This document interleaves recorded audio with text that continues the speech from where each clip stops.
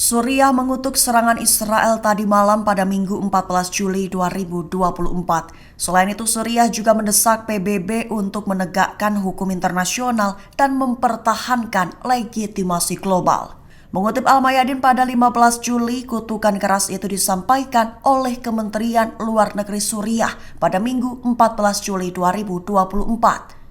Pihaknya mengutuk keras agresi Israel dan memperingatkan potensi eskalasi yang dapat menimbulkan konsekuensi parah. Bahkan tegas menyatakan konsekuensi tidak akan terkendali bagi kawasan yang terlibat. Diketahui pada 14 Juli malam pasukan Israel telah melakukan serangan udara di dua wilayah di Suriah. Pertama, IDF menargetkan lokasi militer di Suriah Selatan dan kedua di sebuah bangunan perumahan di Kafar Soseh, Damaskus. Serangan itu mengakibatkan seorang tentara Suriah tewas dan 3 lainnya cedera. Tak sebatas itu, agresi Israel di Suriah juga menyebabkan kerusakan signifikan pada infrastruktur sipil.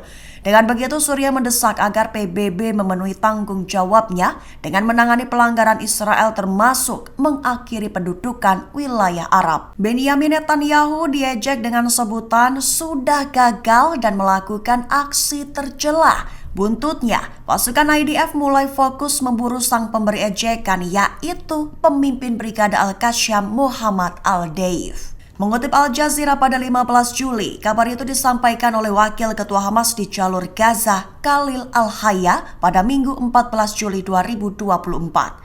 Selain itu, Al-Hayya juga mengatakan bahwa Netanyahu sengaja menyebarkan kebohongan soal kemenangan Israel yang ternyata hanya untuk menutupi kegagalan mereka. Sehingga dengan begitu Israel saat ini sedang fokus memburu Al-Deif dengan membom wilayah Khan Younis. Mengutip channel 12 Israel, militer Israel mengklaim bahwa pemboman brutal di Khan Younis itu telah melukai Al-Deif. Selain melukai Al-Deif, serangan juga mengenai orang kedua, yaitu pemimpin militer Hamas dan komandan Brigade Khan Younis, Rafi Salama. Namun laporan tersebut hingga saat ini masih diragukan. Drone Shahid 101 milik Hizbullah buatan Iran mulai menunjukkan taringnya di medan pertempuran. Bahkan diketahui kehadiran drone Shahid 101 tersebut sudah menewaskan seorang perwira IDF dari Brigade Alon. Mengutipkan pada 15 Juli, kabar itu disampaikan korespondennya bernama Blumenthal pada Minggu 14 Juli 2024. Menurut Blumenthal, drone Shahid 101 tersebut sangat sulit dideteksi dan dicegah oleh Angkatan Udara Israel. Mengingat drone tersebut berbahan bakar listrik yang membuat suaranya hampir mustahil didengar.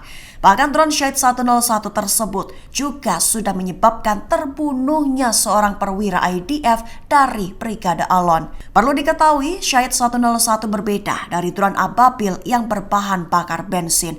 Blumenthal menyebut Shahid 101 memiliki jangkauan 19 km dan bisa membawa bahan peledak yang beratnya mencapai 10 kg. Yaman membongkar pengakuan dan rencana dari agen mata-mata gabungan Israel Amerika Serikat. Menurut hasil penyelidikan awal, diketahui mereka melakukan perekrutan pemain muda dengan tujuan merusak sektor sosial Yaman. Mengutip Al-Mayadin pada 15 Juli, kabar itu disampaikan oleh pasukan keamanan Yaman pada Minggu 14 Juli 2024. Menurut pengakuannya, jaringan mata-mata Amerika Serikat Israel tersebut ingin merusak pemuda-pemudi Yaman, terkhusus melalui program-program seperti Mercy Corps, Hamides, dan Building Youth Capacities in Conflict Resolution. Diketahui program-program tersebut saat ini telah dilaksanakan oleh jaringan darat gabungan. Selain itu, ada proyek tersembunyi lainnya untuk menarik para pemimpin muda dan telah dilaksanakan oleh Badan Pembangunan Amerika. Nantinya hasil semua program tersebut hanya untuk memberikan informasi penting bagi CIA. Dengan tujuan utama adalah digunakan untuk merusak struktur masyarakat dan keluarga di negara Yaman. Rudal balistik dan drone milik Angkatan Bersenjata Yaman sukses buat kapal Israel keok di front laut. Diketahui serangan Yaman kali ini bertujuan sebagai tanggapan atas pembantaian genosida Israel di Al-Mawasi. Mengutip Al-Mayadin pada 15 Juli, kabar itu disampaikan oleh juru bicara Angkatan Bersenjata Yaman, Brigadir Jenderal Yahya Sari pada Minggu 14 Juli 2024. Dilaporkan olehnya bahwa Yaman telah melakukan operasi gabungan yang menargetkan kapal Israel. Diketahui operasi gabungan dengan sejumlah balistik dan drone itu membuat kapal Israel MSC Unifik di Teluk Aden keok. Selain itu, Yaman juga menargetkan beberapa target militer yang terletak di wilayah Eilat. Menurut Sari, misi dengan menggunakan pesawat nirawak tersebut berhasil mencapai tujuan. Adapun Sari kembali menegaskan bahwa Angkatan Udara Yaman berjanji akan mengambil langkah penting dalam membela rakyat Palestina. Perdana Menteri Israel Benjamin Netanyahu apakah pada akhirnya mengakui mundur? Netanyahu dilaporkan telah membatalkan konsesi besar dalam diskusi yang bertujuan mencapai gencatan senjata di Gaza. Mengutip New Arab pada 15 Juli, kabar itu disampaikan oleh beberapa sumber media luar lainnya termasuk Walla dan CNN Amerika, di mana dijelaskan bahwa Netanyahu menginstruksikan para perunding pada minggu ini untuk mengajukan permintaan barunya. Disebutkan bahwa pergeseran posisi tersebut bisa mengancam upaya mencapai kesepakatan yang mencakup pertukaran sandera. Namun kantor Netanyahu memberikan jawaban tegas dengan menolak segala pernyataan media itu, di mana Netanyahu menyatakan bahwa klaim yang dibuat oleh sumber yang tidak disebutkan namanya mengenai penambahan prinsip adalah tidak berdasar. Sekali lagi Netanyahu menegaskan bahwa posisinya terus berdiri pada tujuan pemulangan para sandera. Musuh Israel apakah bertambah Mesir? Mengingat Kementerian Luar Negeri Emigrasi dan Ekspatriat Mesir mengaku beri kecaman Israel atas serangan di Al-Mawasi, jalur Gaza Selatan. Mengutip Arab News pada 15 Juli, kabar itu disampaikan pihak Mesir pada Minggu 14 Juli 2024.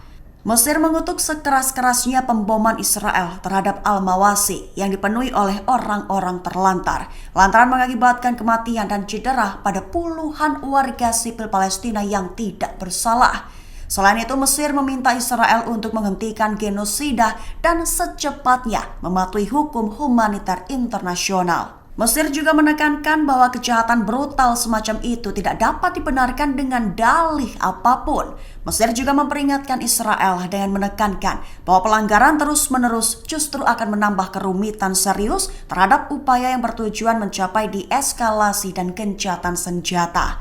Genosida berulang Israel justru bisa memperburuk penderitaan mereka di tengah kebisuan dan ketidakpedulian internasional. Download Tribun X sekarang, menghadirkan lokal menjadi Indonesia.